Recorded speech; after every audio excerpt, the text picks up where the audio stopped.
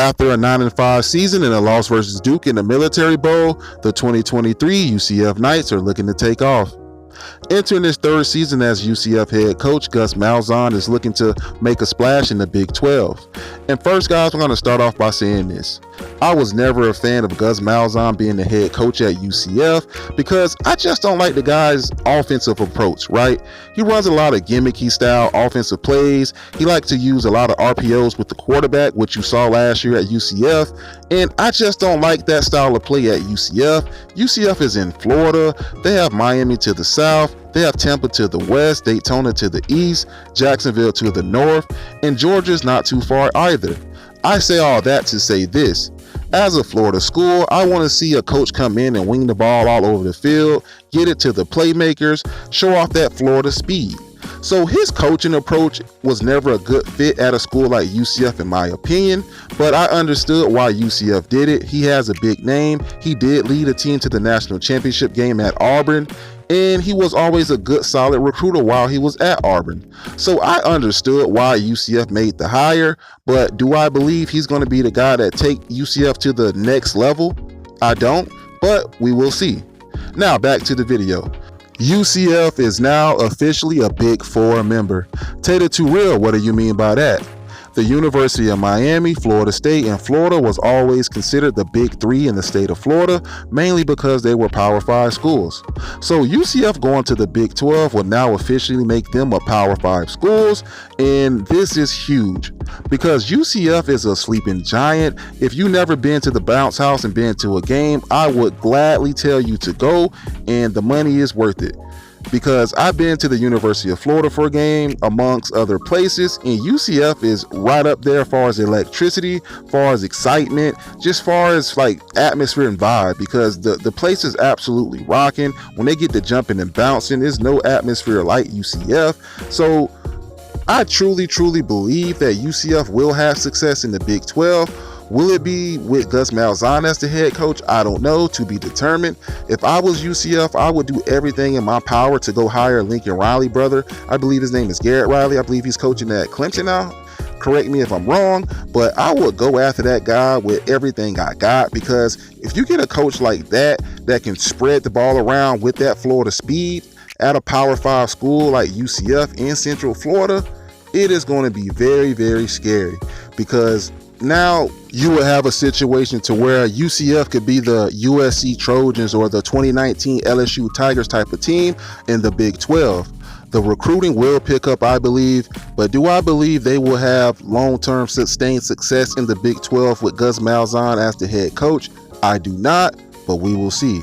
Moving on to this season. John Plumlee, again, is one of these gimmicky style quarterbacks, a lot of RPOs. He led the team in rushing last year as a quarterback. That should tell you everything you need to know. Also had 11 rushing touchdowns and threw for almost 2,600 yards.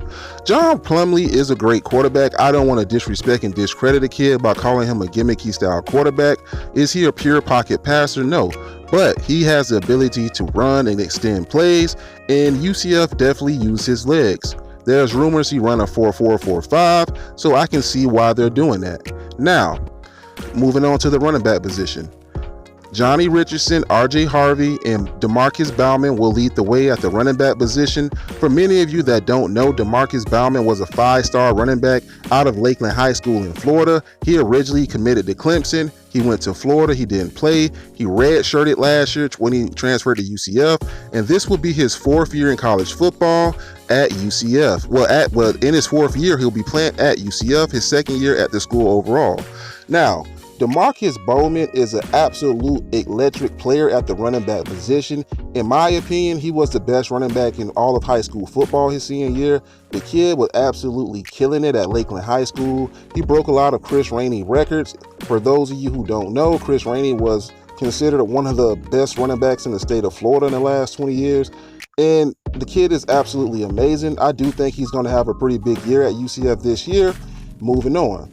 The receiver position is led by Javon Baker and Kobe Hudson. I do believe that they can achieve a lot more with a better game plan and a better strategy and a better commitment to passing them the ball. I just read that UCF hired UAB's offensive coordinator from last year. UAB was 8th in the nation in rushing last year. UCF was 9th in the nation of rushing last year. So that should tell you everything you need to know about UCF game plan and approach this year.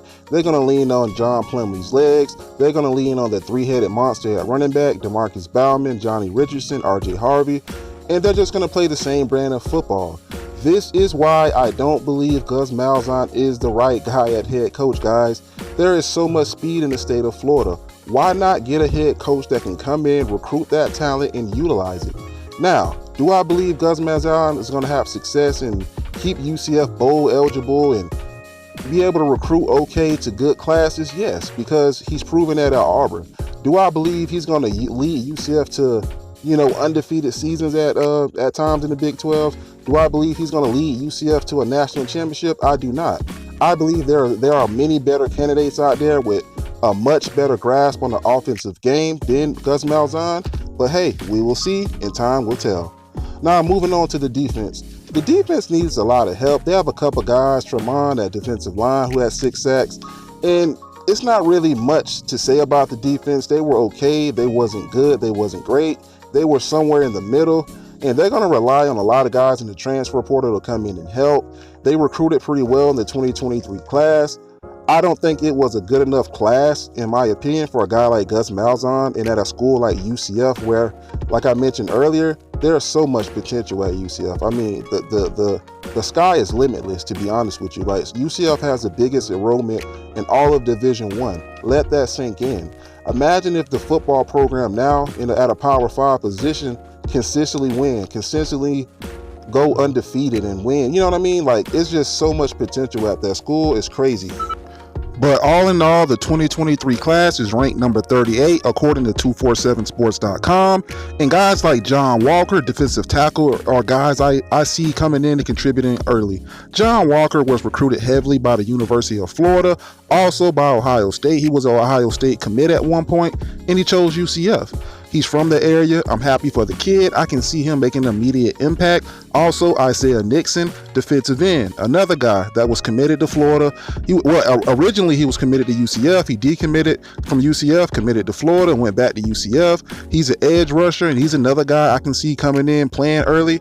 Also, linebacker Andrew Harris. He has a twin brother. He's another guy I can see in this class coming in and playing early.